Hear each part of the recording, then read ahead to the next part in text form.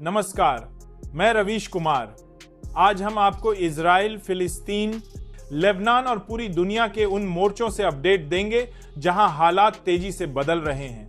इस वीडियो में हम आपको समझाएंगे कि अमेरिका ने ऐसा तंत्र तैयार किया है जिसमें सिर्फ इजराइल ही नहीं, हमास, रूस और यहां तक कि यूक्रेन तक उलझ गए हैं। यानी अमेरिका ने एक बार फिर दिखा दिया कि उसके फैसले केवल साधारण कदम नहीं होते, बल्कि पूरी दुनिया को अपनी चालों में समेटने की रणनीति होती है।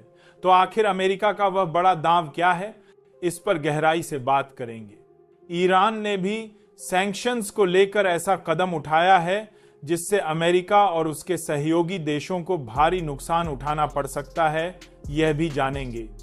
गज्जा में सीज फायर पर अमेरिका की योजना क्या है, क्या यह इजराइल के हित में है या खुद उसी के लिए फंदा बन रही है, इसका भी विश्लेषण करेंगे।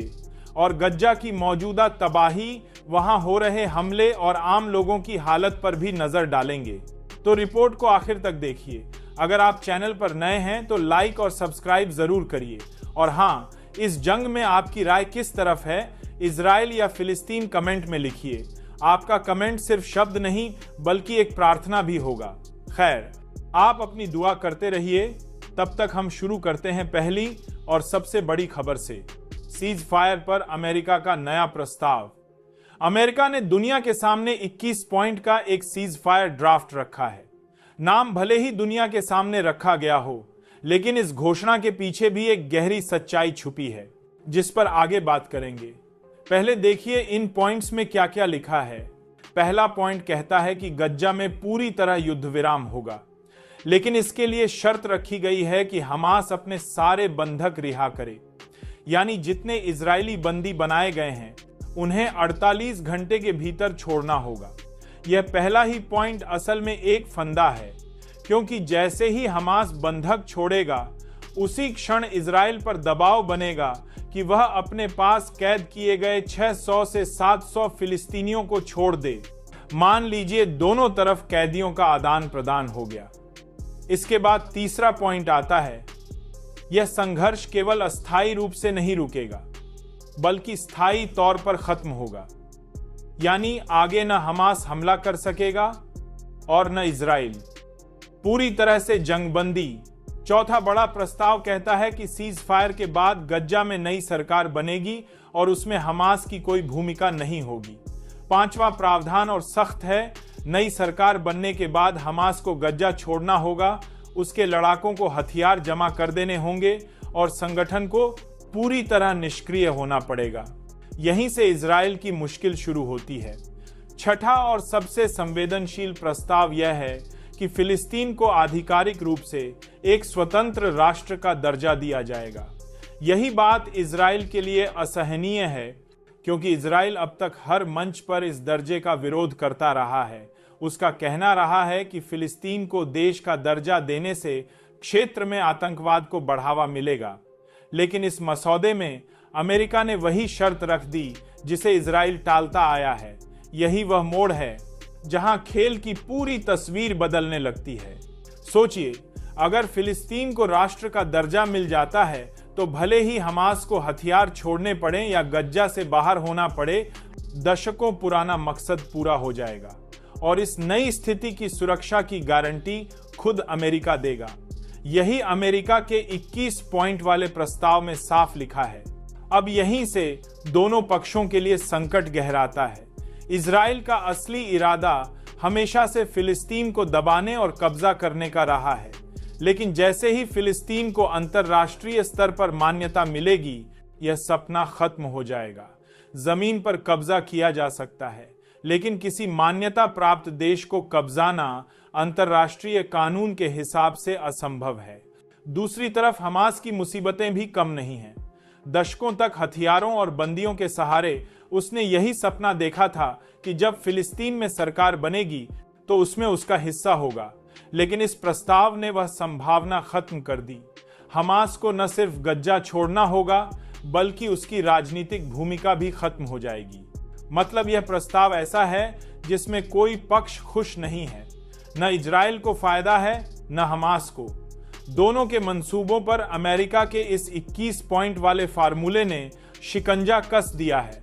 जो लोग सिर्फ अमन चाहते हैं वे शायद कहेंगे ठीक है, हथियार शांत हों। लेकिन असली सवाल यही है, हमास के जाने के बाद इजराइल की ताकत पर कौन लगाम लगाएगा? इजराइल के पास अपनी सेना, लड़ाकू विमान और भारी हथियार रहेंगे। कौन गारंटी देगा कि भविष्य में वह हमला नहीं करेगा? यही वह जगह है जहां सीज फायर की पूरी प्रक्रिया अटक सकती है। अब जरा देखिए इस प्रस्ताव पर हमास का पहला रिएक्शन क्या है। संगठन का कहना है कि उनके पास ऐसा कोई ड्राफ्ट पहुंचा ही नहीं है। मतलब जो 21 पॉइंट का सीज फायर मसौदा दुनिया के सामने रखा जा रहा है, उस पर हमास का कहना है कि उन्हें आधिकारिक तौर पर कुछ भेजा ही नहीं गया।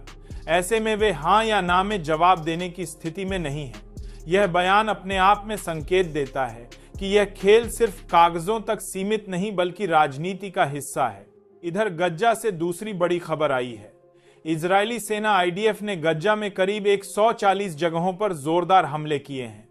उनका दावा है कि इन हमलों में हमास के ठिकानों को निशाना बनाया गया और कई ठिकाने पूरी तरह ध्वस्त कर दिए गए। यानी इस वक्त गज्जा पर हमले तेज और बड़े पैमाने पर हो रहे हैं। IDF मल्टी टारगेट ऑपरेशन चला रही है ताकि हमास के लड़ाकों और उनके इंफ्रास्ट्रक्चर को पूरी तरह तोड़ा जा सके।